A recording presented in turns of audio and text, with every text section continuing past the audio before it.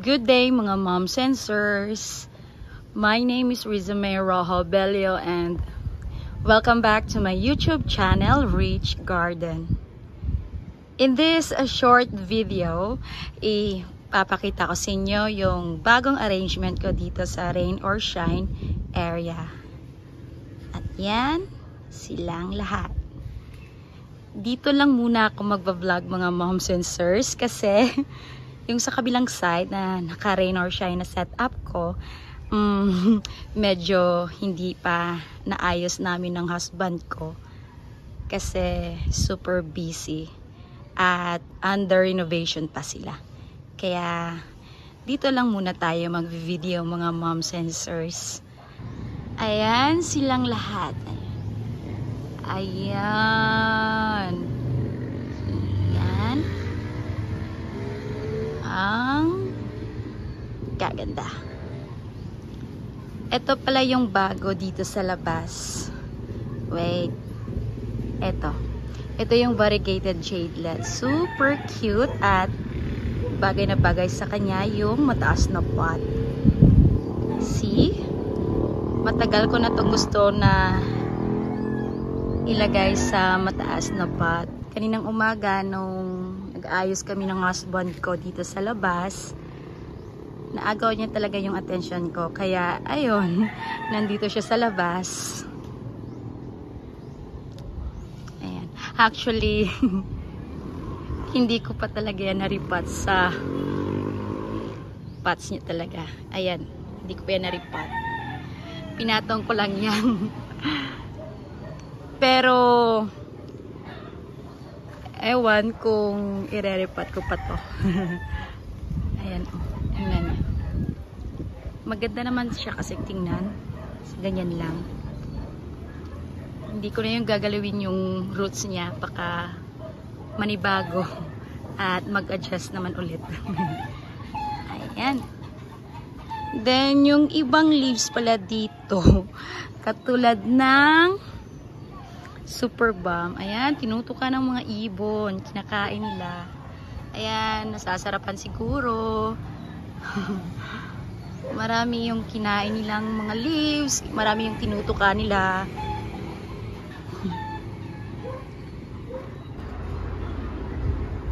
Moving along pala, may another succulent ako dito na inilagay. Dito sa labas. At yun yung aronpi.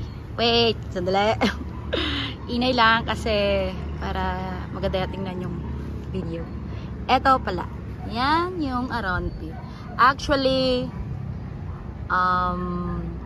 propagation ko to via stem at na-featured ko to sa vlog ko, last vlog ko.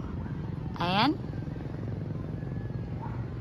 Inalabas ko na kasi may medyo stable naman, kaya ayun, dito siya sa labas. Ayan, ang ganda ng pagka purplish niya. Super ganda talaga. Ayan, katabi niya pa yung super lush ko na ronpi. Tapos ayun. Halos sa air na to pala, puro aronpi. Ayan. Then may bago din ako dito na cheesecake na ilalagay. Eto, yung super lush at super compact na. Pero may mga damage yung leaves kasi isa ito sa tinutukan ng mga ibon. Tignan nyo, pero okay lang yan. Maganda pa rin tingnan. Then, ito yung, ano pala, ito yung cheesecake na pinugutan ko last vlog. Ayan. 2 pots na cheesecake yung inilagay ko dito. Ito yung isa, then ito yung isa. Ganda, diba? Then, another na succulent na inilagay ko dito. Itong purple haze na medyo stable pa lang, pinalabas ko na. Mabait naman to kasi ano to, family ng gauze plant. Ayan. Kaya makaka-adjust yan. Mabilis yan mag-adjust dito sa lowland. Nakailang dilig pa lang ata ako nito. Siguro, mga pangalawang beses pa lang. Then, labas ko na dito sa Rain or Shine. Ayan, may mga dahon. Tapos, another is itong Chloe na mabilis din umadjust sa lowland area. Ayan. Then, may tuka din ng ibon. Ayan. Ewan. Kasi kinuha ko yung yung may mga labahan kami dyan. Pasensya na. Yung doon sa corner, kinuha ko yung Purple Delight dyan. Kaya imbis yung Purple Delight dyan, kumbaga wala na silang tinutuka na succulent dyan sa corner. Kaya ayan, dito sila pumupunta siguro. Then, tinutuka yung mga leaves. Ayan.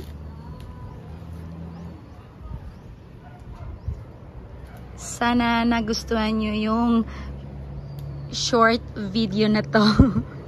Mabilisan lang kasi to kasi may tinutulungan ko kasi yung mother-in-law ko sa business niya. Kaya ayun, mabilisang vlog lang to.